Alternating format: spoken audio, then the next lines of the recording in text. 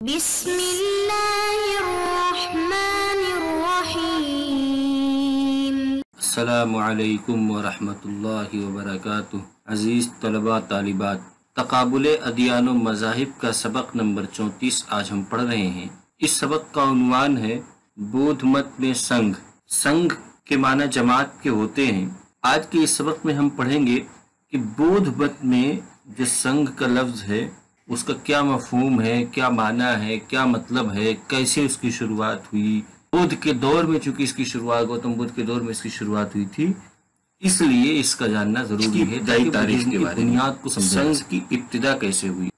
سنگھ کو سمجھنے کے لیے سب سے پہلے حصول نروان کے بعد گوتم بدھ کے پہلے خطبے بنارس کو سن کر ارویلا کے جنگل میں گوتم کو اکیلا چھوڑ جانے والے 5 شاگردوں میں سے کونڈنیا بودھ کے پیش کردہ فلسفہ پر لبیک کہا۔ کونڈنیا کے بعد بقیہ چاروں نے بھی اپنی رائے ظاہر کر کے گوتم کے فلسفے کو تسلیم کیا۔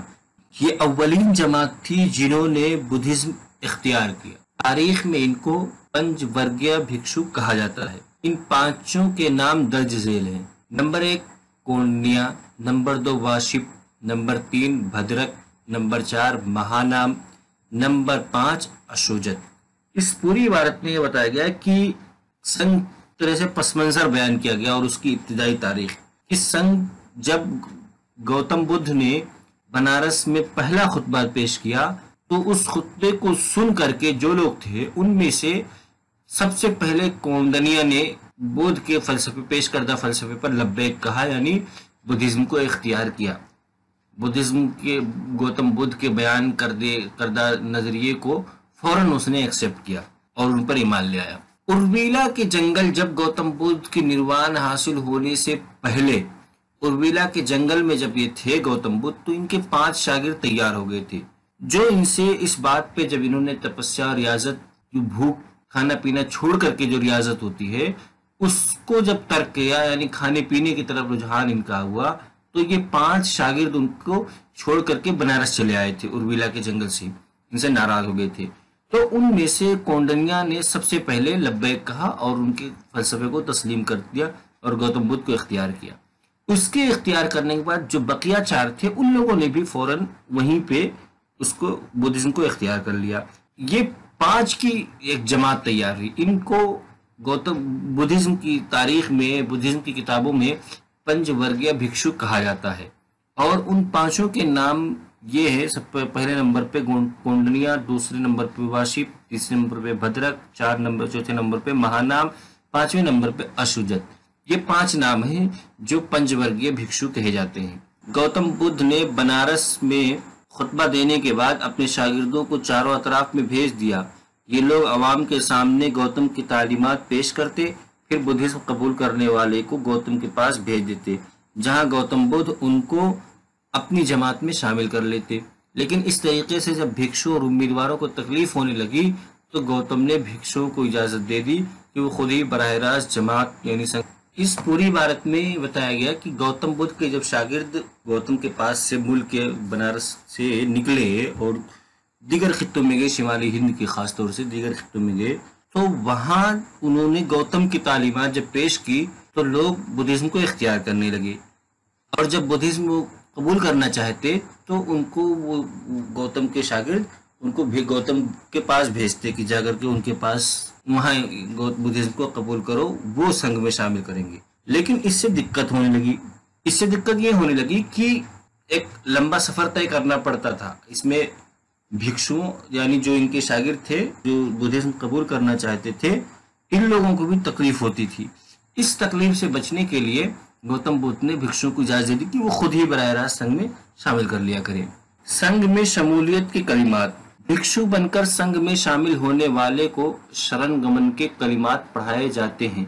شرن گمن درج ذیل ہے: بدھا سرنا گچھامی، دھما سرنا گچھامی، سنگھا سرنا گچھامی۔ شرن گمن کو 3 مامن سے تعبیر کیا جاتا ہے۔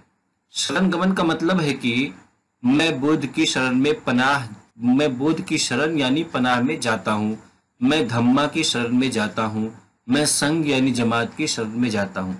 اس پوری عبارت میں بتایا گیا کہ اگر کوئی آدمی وہ संघ में शामिल होना चाहे, भिक्षु बनना चाहे, तो उसको क्या कलिमात है जिनको पढ़ करके उसको संघ में शामिल किया जाता है। यानी वो कुछ कलिमात हैं जिन्हें भिक्षु बनाते हुए पढ़ाया जाता है।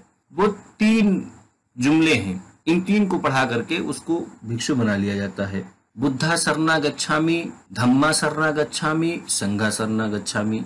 ये 3 जुमले हैं, ये उनका कलमा है बुद्धिज्म का, जिसको पढ़ करके वो भिक्षु बन जाता है पढ़ने वाला। इसका मतलब इस 3 कलमे को शरण गमन कहते हैं। शरण गमन का मतलब, इसका मतलब ये होता है इस 3 जुमलों का कि मैं बुद्ध की पनाह में जाता हूँ, मैं धम्मा की पनाह में जाता हूँ, मैं संघ की पनाह में जाता हूँ। संघ में दाखिल होने की शराइत, संघ में शामिल ना हो सकने वालों को के औसाफ बयान करते हुए लेविस मोर लिखते हैं, अलबत्ता बहुत से ऐसे लोग भी थे जो बौद्ध जमात में शामिल ना हो सकते थे। एक वो जिन्हें छूत की बीमारी हो, दूसरे वो जो कर्जदार हों, तीसरे वो जिनकी उम्र 15 साल से कम हो, चौथे वो जो नामर्द हों, पांचवे वो जो हुकूमती अहलकार हों, और ऐसे चोर जो सजा याफ्ता हों। इसमें ये एक कोटेशन है लेविस मोर का, जिनकी किताब मज़ाहिब का इंसाइक्लोपीडिया है। उस किताब में उन्होंने ऐसे लोगों के औसाफ बयान किए जो संघ में शामिल नहीं हो सकते। वो कुल 6 लोग हैं कि अगर ये 6 सिफत जिसके अंदर पाई जाए वो संघ में शामिल नहीं हो सकता। अगर किसी के अंदर ये 6 में से कोई एक सिफत नहीं पाई जाती है तो वो संघ में शामिल होने की शर्त पूरी कर रहा है, वो शामिल हो सकता है। वो 6 शर्त कौन सी? पहली शर्त ये है कि उन्हें छूत की बीमारी ना हो, दूसरी ये कि वो कर्जदार ना हो, और तीसरी ये है कि उसकी उम्र 15 साल से ज्यादा हो, और चौथी ये कि वो मर्द हो नामर्द ना हो, और पांचवी ये है कि वो हुकूमती अहलकार ना हो, यानी आम आदमी हो, हुकूमत से उसका ताल्लुक ना हो, और छठे ये कि वो सजा याफ्ता ना हो, नॉर्मल सा इंसान हो। ये 6 चीजें जिसके अंदर पाई जाए, अगर ये चीजें पाई जाती हैं, यानी उसे छूत की बीमारी है, कर्जदार है, और 15 साल से कम भी है, नामर्द भी है, या हुकूमती अहलकार है, या सजा याफ्ता, ये 6 में से कोई एक भी चीज अगर उसके अंदर है तो वो संघ में शामिल नहीं हो सकता। संघ में दाखिल होने वाले भिक्षुओं के लिए चंद मुंतखब उसूल व कवानीन हैं जिन पर अमल करना उनके लिए जरूरी होता है। वो कवानीन दर्ज झेल है। भिक्षु बनने वाले को इन 4 कवानीन की खास तौर पर तामील करनी पड़ती थी। नंबर 1, सब तरह की अय्याशियों से बचना। नंबर 2, किसी पराई चीज पर लालची नजर न रखना। नंबर 3, तशद्दुद न करना। नंबर 4, किसी देवी या गैर इंसानी ताकत का दावा न करना। भिक्षु 3 कपड़े पहन सकते थे जो कि तिरचियोर कहलाते थे। ये कपड़े जोगिया रंग के होते थे। एक कपड़े को अंतरावासक कहते थे जो कि पहनने के काम आता था। दूसरा कपड़ा अत्रासंग कहलाता था जो दुपट्टे की तरह ओढ़ने के काम आता था। तीसरा कपड़ा मंगाठी कहलाता था जो कि छाती के गिर्द लपेटा जाता था। भिक्षु 3 कपड़ों के अलावा एक तौलिया, एक कशकोल, एक करधनी और एक अस्तुरा रखते थे, और हर 15 में एक दूसरे का सर बूंद देते थे। बरसात के मौसम में उन्हें एक ही जगह ठहरना पड़ता था, उसे चातुर्मास कहते हैं। इसमें बताया गया कि जब कोई आदमी भिक्षु बन जाता है तो उसे क्या क्या करना चाहिए। उसे सबसे पहले, जब कोई भिक्षु बन जाए और संघ में शामिल हो जाए तो उसे सबसे पहले 4 कवानीन पर अमल करना चाहिए। इन 4 कवानीन में से सबसे पहला कानून ये कि उस भिक्षु को चाहिए कि वो अय्याशियों से बचे, किसी किस्म की अय्याशी में न पड़े। और दूसरा कानून है कि किसी पराई चीज पर लालची नजर न रखे, किसी चीज को हवस की नजर से न देखे। और तीसरी बात ये कि तशद्दुद न करे, यानी अदम तशद्दुद का कायल हो। और चौथी चीज ये कि वो देवी या किसी गैर इंसानी ताकत का दावा न करे। इस बात का दावा न करे कि मैं देवी बन गया, मैं देवता बन गया, इन चीजों का दावा न करे। और फिर उसके बाद इन 4 के अलावा फिर एक खास किस्म के लिबास होते हैं भिक्षुओं के। ये 3 कपड़े होते हैं, और जो इनका लिबास होता है इन 3 कपड़ों का, उसे तिरचोर कहते हैं। तिरचोर में क्या क्या होता है? तिरचोर में ये असल जोगिया रंग का कपड़ा होता है, और इसके जो पहला कपड़ा होता है जो पहनने के काम आता है उसको अंतर्वासक कहते हैं। और दूसरा कपड़ा जिसको ओढ़ते हैं जो उसे अत्रासंग कहते हैं। और तीसरा कपड़ा इसको यूं ही सीने पे लपेट लिया जाता है वो मंगाठी होता है। यानी एक तो पेट से नीचे बांधते हैं, जैसे आमतौर से लुंगी वगैरह बांधी जाती है या पैजामा वगैरह, तो इस तरीके से जो बांधते हैं وہ تو انترواسک ہوتا ہے، اور دوسرا جو ہوتا ہے دوپٹے کی طرح جو اوڑھتے ہیں خاص طور سردی کے موسم میں، جو مطلب سر سے لے کے نیچے تک جو ڈھکا ہوتا ہے، وہ دوسرا کپڑا وہ اتراسنگ ہوتا ہے، اور منگاٹھی اس کو یوں ہی عام دنوں میں جیسے اوڑھتے ہیں کہ سینے پہ لپیٹ لیا، بس سینہ چھپانے اور پیٹھ چھپانے کے جو کام آتا ہے۔ اس کے علاوہ یہ جو تین کپڑا ہوتا ہے جوگیا رنگ کا، اس کے علاوہ بھکشو اپنے ساتھ میں یہ تولیہ، کشکول، کردھنی اور استورا یہ چیزیں رکھتے تاکہ ہر 15 دن پہ کسی کو یعنی نہانے دھونے میں کوئی تکلیف نہ ہو۔ اور کشکول اس لیے رکھتے ہیں کیونکہ ان کو گزارا بھیک مانگ کر ہوتا ہے، اور استورا اس لیے رکھتے ہیں کہ ہر 15ویں دن ایک دوسرے کا سر موڑنا ہوتا ہے اور مڑوانا ہوتا ہے۔ میں عورت مہا پرجاپتی گوتمی کے آنند کے ذریعے درخواست کرنے پر 8 شرطوں کے ساتھ گوتم نے عورتوں کو سنگھ میں شامل ہونے کی اجازت دی۔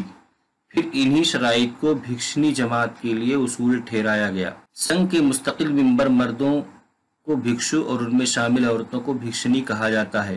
سب سے پہلی بھکشنی گوتم کی بیوی یشودھرا تھیں۔ اس میں بتایا گیا کہ سنگھ میں عورت کے شامل ہونے کی روایت کیسے شروع ہوئی، اور سنگھ میں کیا عورتیں شامل ہو سکتی تھیں یا خالی مرد ہی ہوتے تھے؟ اس کا جواب یہ کہ نہیں، عورتیں بھی شامل ہوتی تھی، اور سب سے پہلی جو عورت شامل ہوئی خود گوتم بدھ کی بیوی یشودھرا تھی۔ لیوس مور لکھتے ہیں یشودھرا نے بدھ سے کہا کہ وہ بھکشنیوں کی بھی ایک مذہبی جماعت قائم کرے، وہ یعنی گوتم بدھ بھکشنیوں کی ایک مذہبی جماعت قائم کرے۔ بدھ نے ایسا ہی کیا اور یشودھرا سب سے پہلے بھکشنی ہوئی۔ سنگھ میں بھکشوؤں کی تعداد۔ گوتم بدھ نے جب اپنی تعلیمات عام کرنے کے ارادے سے سنگھ قائم کی اور بھکشو بن کر لوگ اس سے جڑنے لگے، سنگھ میں بھکشوؤں کی تعداد گھٹتی بڑھتی رہتی تھی، لیکن گوتم کی وفات کے وقت ان کی صحیح تعداد 500 تھی۔ جیسا کہ دھرمانند کوسمبی کے درج ذیل بیان سے واضح ہوتا ہے، ایسا معلوم ہوتا ہے کہ بھگوان بدھ کے آخری سفر میں بھی ان کے ہمراہ 500 ہی بھکشو تھے، لہذا اندازہ لگایا جا سکتا ہے کہ بھگوان کے پری نروان کے تک بھکشو جماعت کے افراد کی تعداد 500 سے زیادہ نہیں ہوئی تھی۔ اس میں یہ بتایا گیا کہ جب گوتم بدھ کی وفات ہوئی اس وقت بھکشوؤں کی کتنی تعداد، اس وقت بھکشوؤں کی کل تعداد 500 کے قریب 500 تھی، بس تعداد 500 تھی۔ آج کے اس سبق کا خلاصہ کیا؟ آج کے اس ہم نے سب سے پہلے پڑھا سنگھ کی ابتدائی تاریخ کے بارے، پھر اس کے بعد سنگھ میں شمولیت کے کیا کلمات ہوتے ہیں، کیا پڑھا کر اس کو سنگھ میں شامل کیا جاتا ہے، پھر پڑھا کہ سنگھ میں داخل ہونے کی شرائط کیا کیا ہے، پھر پڑھا سنگھ میں عورت کا کیا مقام ہے، کہ عورت داخل ہو سکتی ہے سنگھ میں یا نہیں، پھر آخر میں پڑھا کہ بھکشوؤں کی تعداد کتنی تھی اس وقت آخر میں گوتم بدھ کی زندگی میں جب ان کی وفات ہوئی، تو اس وقت سنگھ میں بھکشو جو تھے ان کی کیا تعداد تھی، وہ 500 کی تعداد تھی۔